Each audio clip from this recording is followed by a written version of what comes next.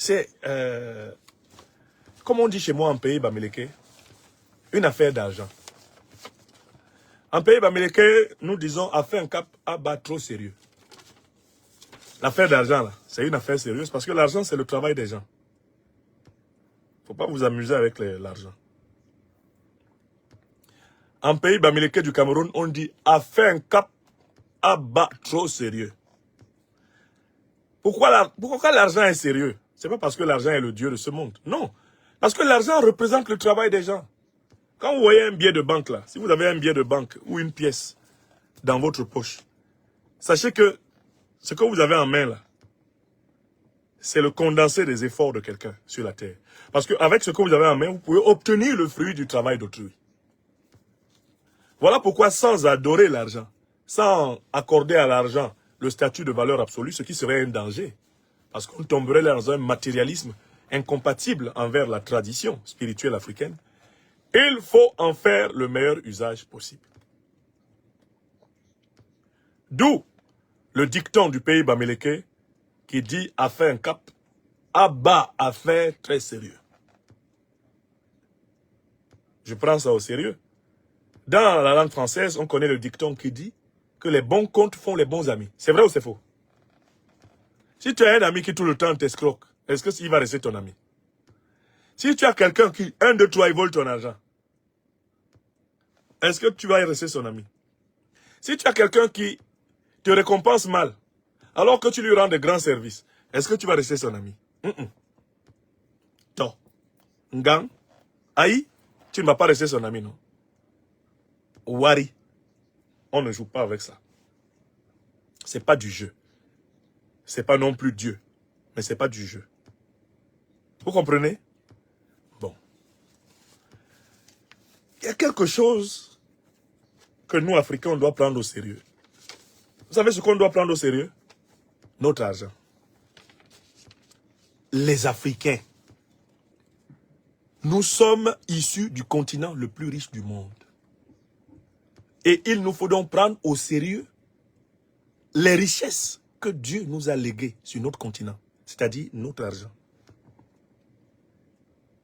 On nous a trop volé, on nous a trop pillé, on nous a trop dépossédés, on nous a trop appauvris. Nous devons prendre une décision continentale, c'est de surveiller nos richesses. Surveiller notre argent. Je parle là des biens matériels collectifs que le Tout-Puissant nous a cédés. Nous tous, Africains, on doit dire, les richesses de l'Afrique abattent trop sérieux. Les richesses africaines, là, abattent trop sérieux. Affaires richesses africaines, abattent trop sérieux. Comme on le dit chez moi, en pays Bamileke. C'est très sérieux.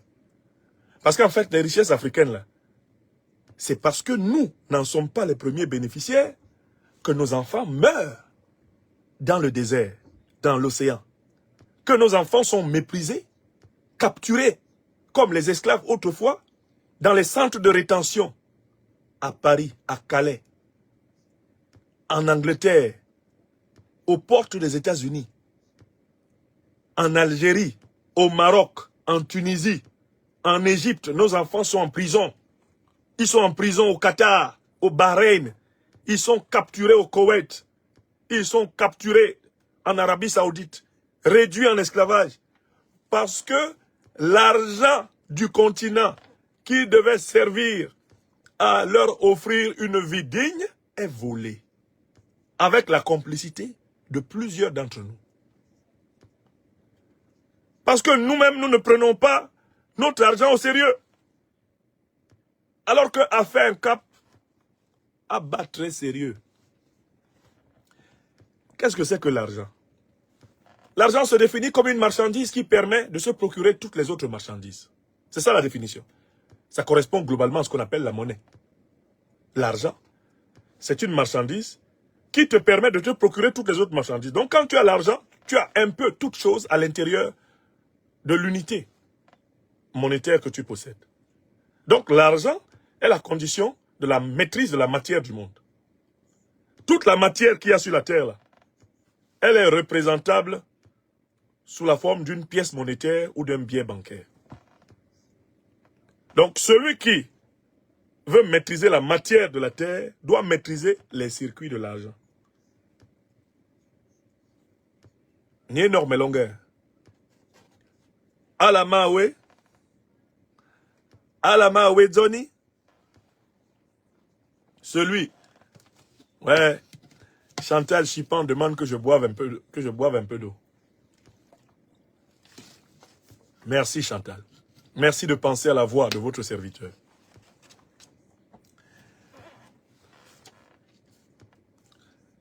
J'essaie d'expliquer l'un des mystères et l'une des lois fondamentales de la planète à ma communauté et à mes amis de toutes les couleurs. Le Dieu de ce monde, ce n'est pas l'argent. Mais vous ne pouvez pas vivre dans ce monde sans maîtriser la matière. Or, maîtriser la matière, c'est maîtriser les circuits de circulation de l'argent. Et en extraire ce qui est nécessaire pour vivre dignement. Toi, moi, nous. D'où l'importance du travail. L'importance du travail. C'est quoi le travail? C'est une activité par laquelle je capte des matières qui sont nécessaires à l'entretien de ma vie. C'est ça, travailler. Élaborer des stratégies pour capter des matières nécessaires à l'entretien de notre vie. C'est pour ça que nous travaillons. Nous travaillons pour qu'on nous verse des salaires. Les salaires nous permettent d'aller faire des courses, n'est-ce pas? De payer nos médicaments, d'élever nos enfants, d'organiser nos fêtes, de construire nos maisons, d'acheter nos livres, n'est-ce pas? L'argent doit donc être maîtrisé parce que c'est la condition pour que l'homme vive en paix dans le monde de la matière. Voilà pourquoi il ne faut pas s'amuser avec l'argent. Soit à le gaspiller, soit à ne pas l'utiliser. Il y a deux attitudes qui sont également mauvaises avec l'argent. La première, le dépenser tout le temps, dès qu'il rentre, il sort, dès qu'il rentre, il sort. C'est un manque de sérieux avec l'argent.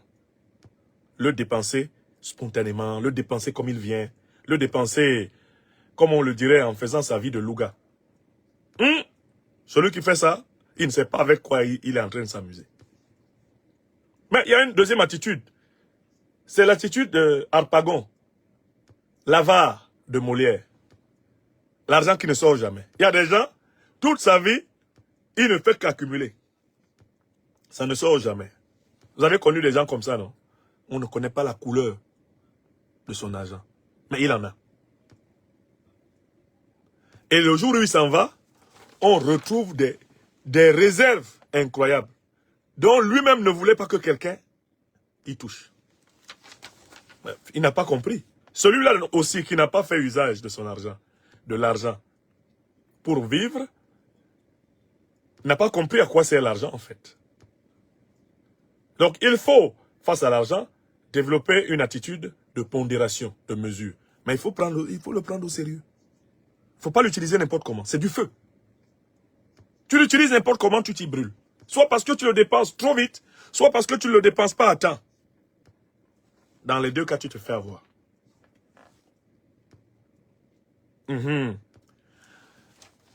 Maintenant, je vais vous donner deux exemples qui m'ont amené à cette méditation sur l'importance pour les Africains de contrôler notre argent. Il y a un groupe, une société qui s'appelle la société Revolut et qui exploitait l'or au Mali. Les autorités maliennes leur demandent de payer des taxes sur leur exploitation de l'or. Cette société refuse. Les autorités maliennes attrapent le directeur. Bah, on l'amène au tribunal, en prison. On l'amène au tribunal. Les autorités maliennes calculent toute la redevance que cette société Revolut devait payer et qu'elle n'a pas payé depuis plusieurs décennies parce qu'ils avaient corrompu plusieurs dirigeants maliens qui ne leur demandaient pas de payer et qui se partageaient les rétrocommissions. L'État malien dit, hey, vous là, vous devez donner 160 millions de dollars. Vous devez déposer ça ici sur notre main. Dans les caisses de l'État du Mali, vous, le groupe là, vous devez déposer 160 millions de dollars. Parce que vous en avez gagné infiniment plus. Vous savez ce qui m'a surpris? Est-ce que vous savez ce qui, moi, m'a surpris? c'est que le groupe Revolut a payé les 160 millions de dollars. Ils ont payé aussitôt. Et donc, je me suis dit, donc ces gens-là sont capables de payer 160 millions de dollars d'impôts. S'ils sont capables de payer ça pour les impôts, combien ils ont gagné? Je suis parti du principe que l'assiette des impôts au Mali, mais elle dépasse rarement les 20%. Est-ce qu'elle atteint même 20% pour les multinationales? L'assiette des impôts n'atteint même pas 20% pour les multinationales, comme cette Revolut. Le ministre Salousseni Sanou pourra me corriger, ou ceux qui ont des données de l'assiette des impôts maliennes, je ne les ai pas, je l'avoue. Je n'ai pas la moyenne de prélèvement, mais je pourrais toujours la chercher, la demander au ministre plus tard. Je pars de l'idée que, mettons, 20%. Si 160 millions de dollars, là, c'est l'équivalent de 20%. C'est-à-dire que les gars, là, ont fait quoi comme profit? 660 millions, c'est 20% des profits de ces gars-là. Vous imaginez? Ils sont partis avec des milliards de dollars. Les exercices là, sur lesquels le Mali leur a demandé de payer, eux, ils sont partis avec des milliards de dollars du Mali. Vous trouvez ça normal? Est-ce que vous trouvez ça normal? On a un pays, les gens nous payent 160 millions de dollars d'impôts. Eux, ils gagnent 1 milliard 600 millions. Eux, ils gagnent dans cette affaire 1 milliard 600 millions, voire 2 milliards de dollars. Ils partent avec. Ils partent avec. Et nous, on est assis. Il y a des quartiers sans dispensaire, sans école. Des enfants sans travail. Des enfants qui n'ont pas mangé. Des femmes qui accouchent dans des conditions difficiles. Des hôpitaux sans médicaments. Des routes non construites. Des ponts qui manquent. Le système de transport qui n'est pas développé. Des jeunes qui meurent sur les voies de migration sauvage. On a tout ça. Le chômage des jeunes. Et on a 2 milliards de dollars qui sortent pour que nous encaissions 160 millions. Vous voyez ça? Et l'exploitation de l'or au Mali par les multinationales étrangères, vous pensez que ça a commencé en 2021?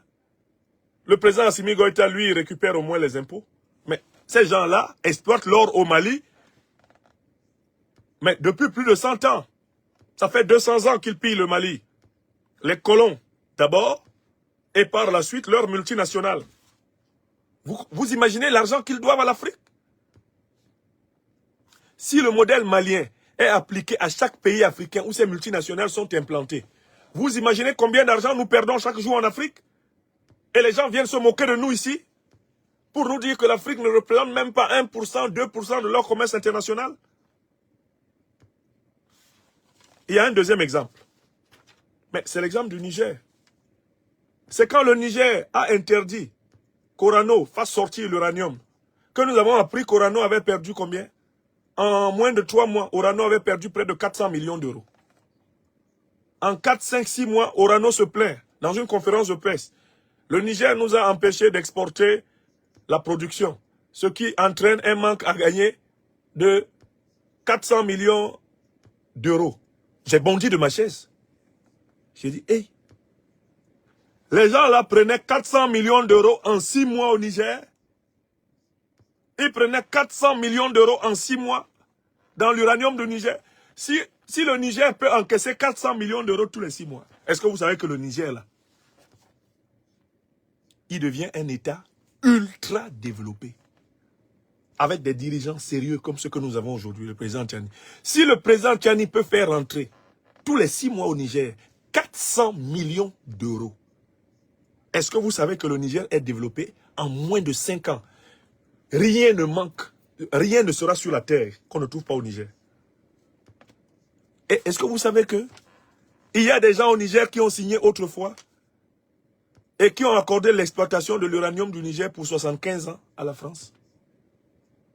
Est-ce que vous savez qu'il y a des Africains de couleur qui se sont levés un jour, qui ont pris le stylo. Et ils ont signé qu'ils accordaient aux multinationales françaises, multinationales d'État, l'État, la possibilité d'exploiter pendant 75 ans l'uranium nigérien. Vous pouvez calculer sur 75 ans ce que ça représente en prenant comme unité les pertes avouées par Orano. Orano dit, j'ai perdu pratiquement 400 millions d'euros en 6 mois de blocage de mon exportation de l'uranium nigérien. Donc ça veut dire que, mettons, en une année, ils ont environ 1 milliard d'euros de gains d'exportation. 1 milliard. Est-ce que vous savez que si le Niger là, pouvait encaisser 1 milliard d'euros par an, 1 milliard d'euros par an, avec sa population de 30 millions d'habitants, le Niger est un paradis sur terre, à tout point de vue. Est-ce que vous le savez? Appliquez ce raisonnement au Cameroun, mon pays natal, où les contrats miniers sont d'une abomination absolue.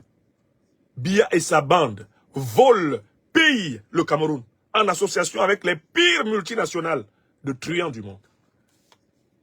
Allez voir ce que Ouattara fait en Côte d'Ivoire. Ce que Talon fait au Bénin. Allez voir ce que les Bongos font au Gabon. Ce que Sassou fait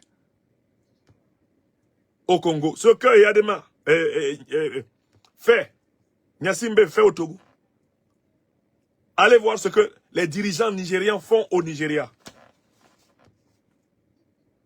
Allez voir ce qui se passe au Tchad, en République centrafricaine. Allez voir ce qui se passe en République démocratique du Congo. Voilà pourquoi je voulais attirer votre attention sur l'importance. Et non, notre institut va ouvrir un dossier spécial que nous allons appeler « Audit sur les profits réels de toutes les multinationales étrangères en Afrique chaque année ». On va créer une rubrique où nous allons documenter, en recoupant tous les profits réels réalisés par les multinationales étrangères en Afrique chaque année.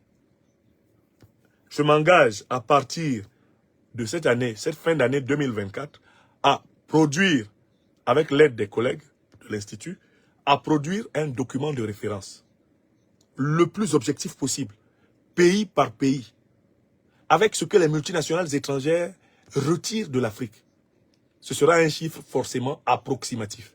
D'autant plus que la quantité réelle de richesses qui sont retirées à l'Afrique n'est toujours pas maîtrisée par l'ensemble des gouvernements africains.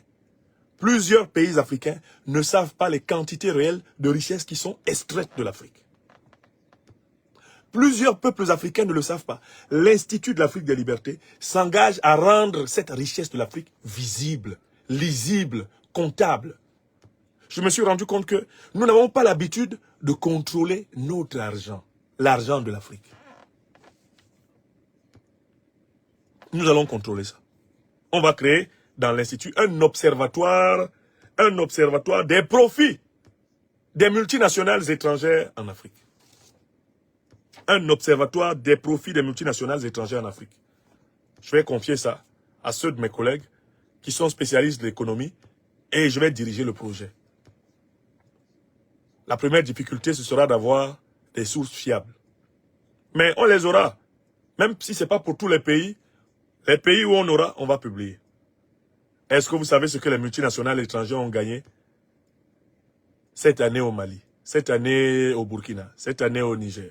Est-ce que vous savez ce qu'elles ont gagné au Cameroun, ce qu'elles ont gagné au Tchad, ce qu'elles ont gagné au Sénégal? Est-ce que vous savez? Voici à peu près ce que nous avons trouvé. On va publier pour que les peuples voient.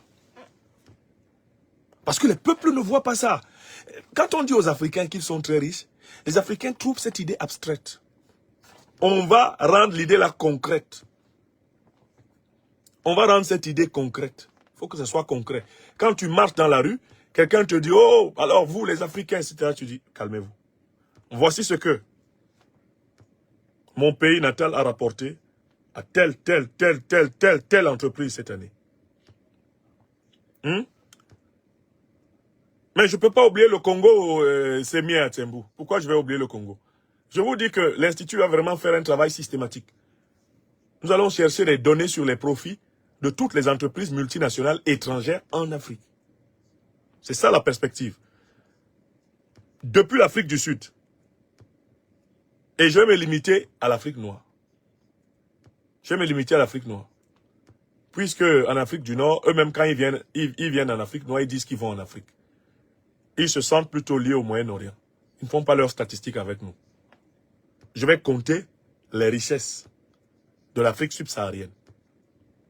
Afrique subsaharienne. Vous comprenez? Mais comment ça? Ils vont me rendre quelle vie difficile? Daouda Salah, ma vie est déjà difficile. Tu me parles de quoi? Cabri mort qui n'a pas peur de couteau là. Laisse ça. Ma vie est déjà difficile. Je suis dans leurs dents ici. Je fais mon travail d'intellectuel, Daouda. C'est pour ça que le Cameroun, la Côte d'Ivoire et même le peuple français m'ont envoyé à l'école. C'est pour que je revienne avec de la science, de la connaissance critique. Sinon, je ne sais à rien. Vous pensez que moi, j'ai fait toutes les études. J'apprends tout ça là pour faire quoi avec ça? Si ce n'est pas pour aider ma communauté humaine à s'améliorer. Non, c'est mon rôle. Ils vont me faire quoi? Je vais chercher les formations, je vais publier. C'est eux-mêmes qui aiment montrer que, oh, pour se vanter devant leurs actionnaires, cette année, on a fait ceci, je note seulement. Ah, vous avez gagné ça, je note seulement. Note seulement, je note seulement. Hein? Djibril Tambeli, il faut aller dire ça sur ta page YouTube. Hein? Djibril, dégage. Voilà, ça fait un de moins. Qui d'autre s'exprime mal? Celui qui parle mal, là, on le bloque. Hein? Ici, dans la classe de l'Université libre de l'Afrique des libertés, les esprits tordus sont déposés à côté. Donc, celui qui s'exprime mal, là,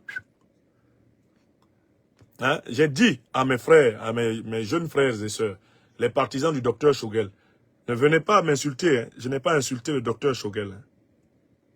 Je vous donne une semaine pour arrêter de vous énerver. Si vous ne vous êtes pas calmé d'ici une semaine, je vais prendre en compte ce que vous dites. Et vous allez voir ce qui va arriver. Je suis le maître, ici, sur le réseau. Je vous donne une semaine. C'est normal que vous pleuriez, mais il ne faut pas exagérer. Si vous venez me manquer de respect, attention. Ça ne va pas se passer comme vous pensez. On dit, quand l'aveugle marche plusieurs fois sur ton pied, sans s'excuser, il faut le piétiner un peu, pour qu'il sache que ça fait mal. Donc, attention. Ce n'est pas parce que nous avons de l'amitié, du respect pour l'ancien Premier ministre, que vous allez en profiter pour nous en manquer. Ça ne va pas se passer comme ça. Je le dis à mes jeunes frères, les partisans du docteur Shogel. Apaisez-vous. Apaisez-vous.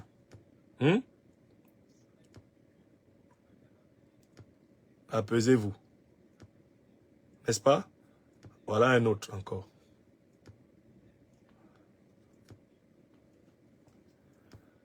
Voilà un autre de moins.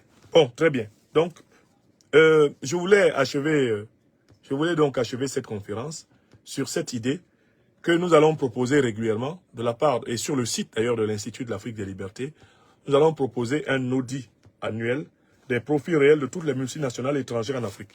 De telle façon que chaque Africain, où qu'il soit dans le monde, quand il marche, mesure un peu, donne un peu, montre qu'il est conscient de sa richesse. Si ce n'est pas une richesse actuelle, sa richesse potentielle. Faisons-nous respecter, en montrant que nous prenons notre argent au sérieux. Nous, les Africains, ce n'est pas pour nous vanter, nous sommes en effet les hommes et les femmes les plus riches du monde. Le problème, c'est que la plupart d'entre nous n'en est pas consciente. Quand cette conscience va se répandre et va s'élever, plus personne ne s'amusera à nous mépriser. Nous serons pleinement respectés sur tous les continents, dans tous les carrefours, dans toutes les rues, dans tous les ascenseurs, dans tous les immeubles, dans toutes les maisons, dans toutes les entreprises, dans tous les services. Quand on va nous regarder passer, on dira, comme le disait le président Laurent Gbagbo, voilà un homme qui passe. Voilà, c'est un homme qui passe. Vous avez compris? Donc, on va faire désormais l'audit.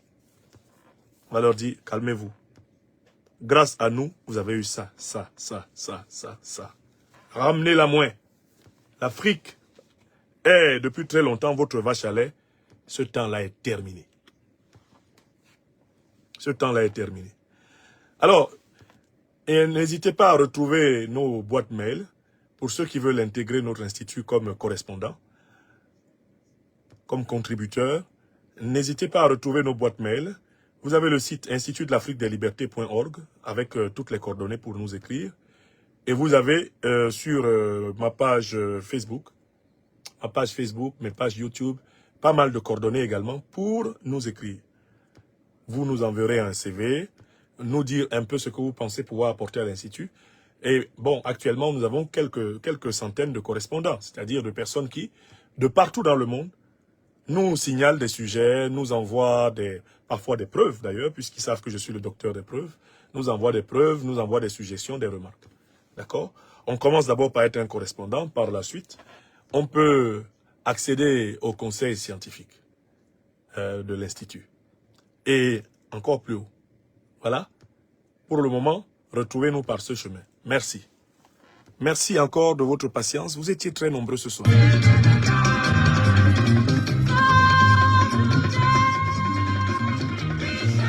Près de 4000 en direct de Franklin Nyamsiwa Cameroun, l'Afrique des libertés. Près de 1000 en direct sur l'Université libre de l'Afrique des libertés. Plus de 1100 visibles sur TikTok, mais je pense que vous étiez probablement près de 30 000. On va le vérifier tout à l'heure. Sur TikTok, vous êtes souvent entre 15 000 et 40 000 en direct. Et vous étiez près de 1000 sur Facebook. Soyez bénis.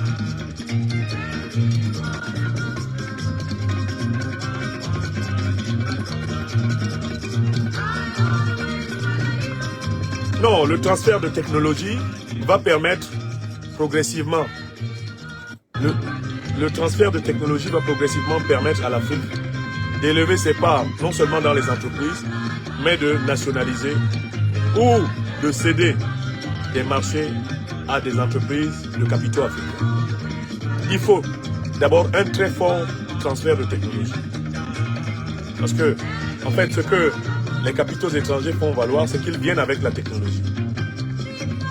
Donc, il nous faut énormément insister sur le transfert de technologie pour pouvoir produire sur place et ainsi conserver la valeur ajoutée.